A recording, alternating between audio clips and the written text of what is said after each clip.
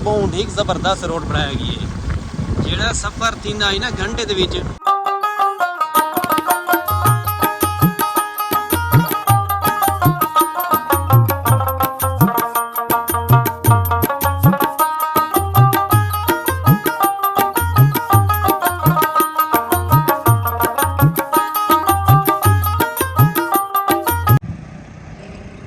गरीब बंदे से दोस्तों धूप ते सारा घर है एक टाइम दा हुंदा है ते दूजे टाइम दा यकीन करो कसम वला पकावना पौंदा है।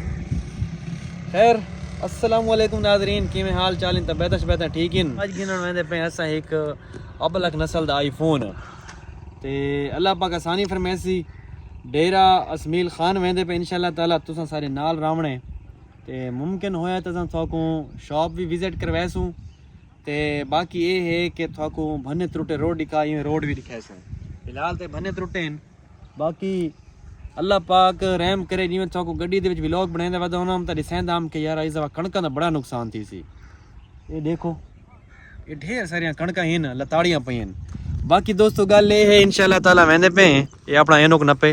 अच्छा दोस्तों लगभग असां कोई तकरीबन कितने किलोमीटर सफ़र कर आए असों? तकरीबन 15 लगभग दोस्तों 15 किलोमीटर सफ़र कर आए तो बिस्मिल्लाह पढ़ के हुण निकलते पे। बाकी अल्लाह पाक खैर करे। एक छोटा इतना आईफोन दोस्तों किन्ने यूज़ दे विच बाकी अल्लाह पाक आसानी फरमाइसी। ये बन बनाया गया ये ताकि जो दरिया सैलाब आंदे ना उस तो बचा वने। खैर आने वाली हाड़ा जो उम्मीद करीने कि तो रोड भी बढ़ा रहे हैं। अच्छा दोस्तों दरिया खान ही जो निकल के ते ये डेरा असमील खान दे पुल तो पहले जो रोड बनाए ने ना बंद दे उत्ते यकीन करो बहुत ही जबरदस्त रोड बनाया गया है जेड़ा सफर थींदा आई ना घंटे दे विच हुण वो ये सफर थींदे लगभग कोई 15-20 मिनटां दे विच इस रोड ते पहले रोड खराब आई। बाकी दोस्तों ये सारा एरिया जेड़ा इस रोड ते वधे ना इस तो अगर तकरीबन कोई 20-25 किलोमीटर सफ़र है वो डेरे रोड ते पहुँचण तक ते आस पास तुसां देखो सारा खेती बाड़ी का इलाका है यानी कि इतना फसलां काश्त कीती ने वनियां दूर दूर तक तुसां देखो थोड़ी जे तक नज़र वेंदी पई है ना ओ तक तुहाकू फसलां ही फसलां नज़र आसन। खास कर कणक की फसल कट्टी पई है क्योंकि कट्टीचण दा मौसम है। चिकंदर लगी पई है यानी कि चिकंदर की फसल लगी पई है। गन्ना लगा पई है कमाद दा कुछ कमाद की फसल। तो आखण दा मतलब ये है कि ज़्यादातर इस इलाके दे अंदर ज़राअत पेशावराना लोग आबाद हैं। जितने भी लोग इत्थे रहिंदे पैन काश्तकार लोग रहिंदे पैन फसलों के काश्तकार तो ये देखो हर पासे तुहाकू इस एरिया के अंदर फसलां ही फसलां नज़र आसन। खैर दोस्तों अल्हम्दुलिल्लाह खैर वफियत नाल वेंदे पे गल करेंदे पे ऐसे रोड दी जेड़ा ये रोड बनाए ने बहुत ही ठीक जबरदस्त रोड है तो इस नाल जेड़ा सफ़र है कि घंटे थींदा है ना हुण थी वेंदे 20 तो 5 मिनट यानी कि सीधा रोड ते जबरदस्त बगैर किसी जंप दे आखो चाहे जंप प्रूफ। तो सामने जेड़ा ये रोड वेंदा पे ना इसको असां आखदे हैं डेरा रोड ते अल्हम्दुलिल्लाह खैर वफियत नाल इस जगह तक पहुँच गए।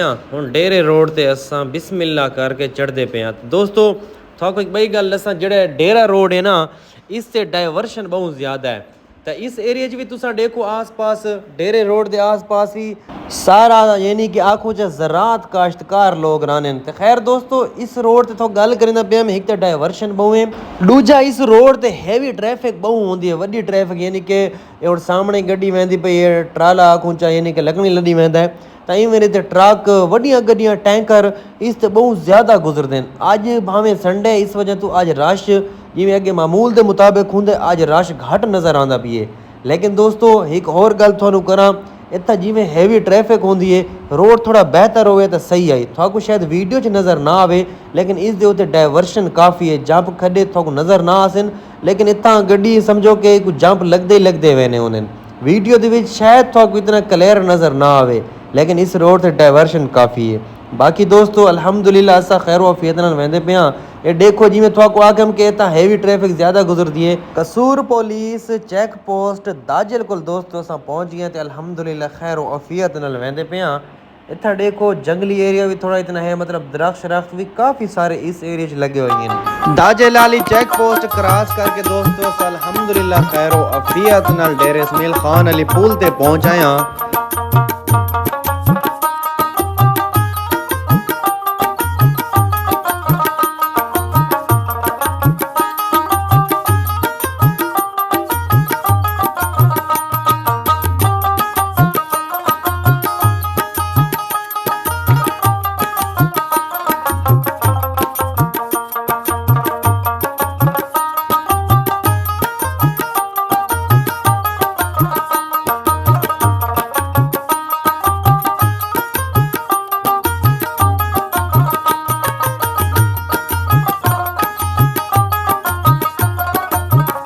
अच्छा नाजरीन, अल जन्नत मोबाइल शॉप डेरा इसमाइल खान के अंदर सानू एक सोना जितना मोबाइल पसंद आए, लेकिन साड़ी डील नहीं थी इतना इतना सा फिर थके।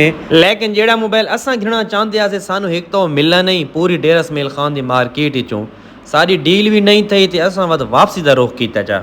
अच्छा दोस्तों, एक मस्जिद को रुके नमाज पढ़ने वास्ते, तो लोटा चेक करो, ये इडू भी देखो ये है लोटा, थोड़ा इतना बिच पानी आए वो सारा किरदा है।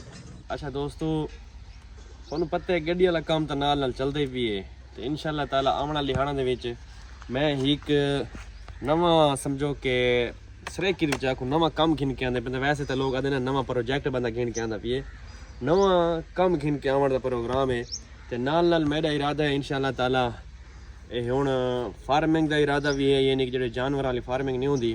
फिलहाल अस बंदे गरीब हैं, पैसे ज़रा सारे को घट ही, इस टाइम पैसा ज़्यादा थी वैसी ना बात कम ठीक करे सो, तो इंशाअल्लाह ताला दोस्तों मैं जेड़ा भी कम करे सा इंशाअल्लाह ताला उहदे विच थोड़ा भी ढेर सारा फायदा हो सी। वो फायदा किंजे हो सी ये आने वाले दिहाड़ां दे विच पता लग सी इंशाअल्लाह ताला।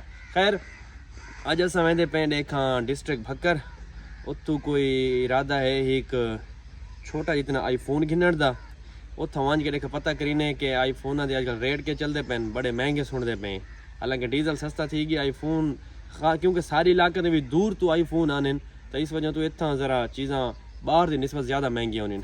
खैर ये वो तो गल असीं कि नवा प्रोजेक्ट घिन के आंदे पे, तो इंशाअल्लाह आने वाले व्लॉग में थोड़ा मजीद दस्सेआ कि वो केड़ा हो सी इंशाअल्लाह ताला उहदे विच थोड़ा भी फायदा हो सी। ये मैं थोड़े नाल आखूं चाह एक प्रॉमिस करूँ चाह निका इतना आदे नहीं वादे तो होंदे त्रुटण वास्ते। खैर वादा करूँ जा थारे नाल आओ बात। अच्छा दोस्तों, कोटला जाम रुके हैं इतना असा के तू नफल पढ़ गिनूं, क्योंकि बंदा कोई भी काम करेंदा पियो ना अल्लाह को दुआ मांगना ज़रूरी है, तो इंशाअल्लाह ताला रू नफल पढ़ते हैं तो वात वैसों भक्कर बस नज़दीक ही है अगू। फाइनली दोस्तों अल्हम्दुलिल्लाह असा भक्कर पहुंच गए हैं। अच्छा दोस्तों, फाइनली ऐसा मोबाइल परचेज कर गए, ढेर सारे मोबाइल लेकर के बाद एक डिसाइड किए मोबाइल इस मतलब ऐसा सारा कुछ भाई थे छोड़े ना कि पैसा दुकान से कहना है।